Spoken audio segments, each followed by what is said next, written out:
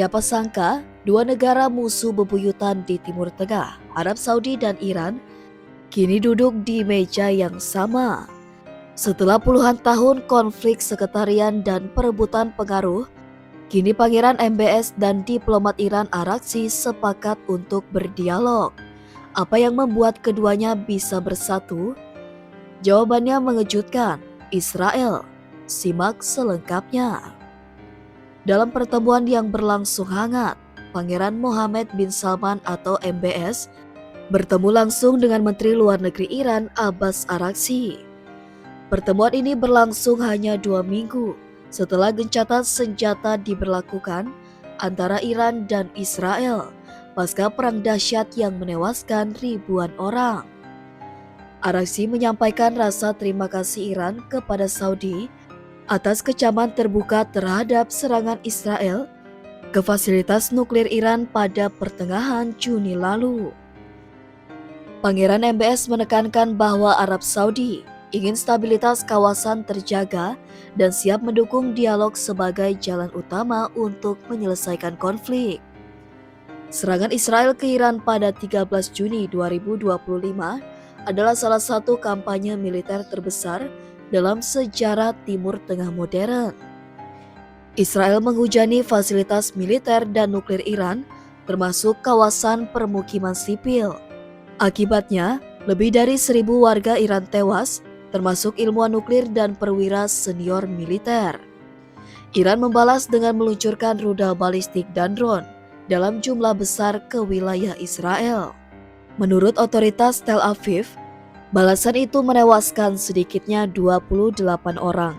Situasi makin memanas ketika Amerika Serikat ikut turun tangan pada 22 Juni, menghantam beberapa fasilitas nuklir Iran. Namun, semua pihak akhirnya menyetujui gencatan senjata pada 24 Juni, menandai momen langka dalam sejarah permusuhan regional.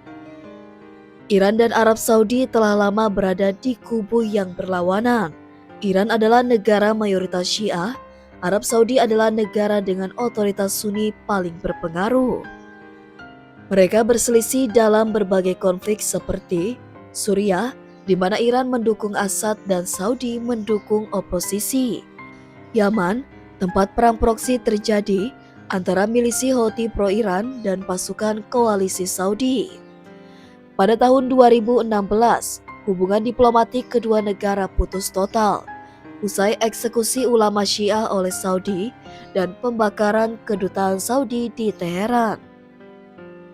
Namun tahun 2023, Cina memediasi perjanjian pemulihan hubungan antara kedua raksasa regional ini. Dan itulah fondasi bagi pembicaraan hari ini.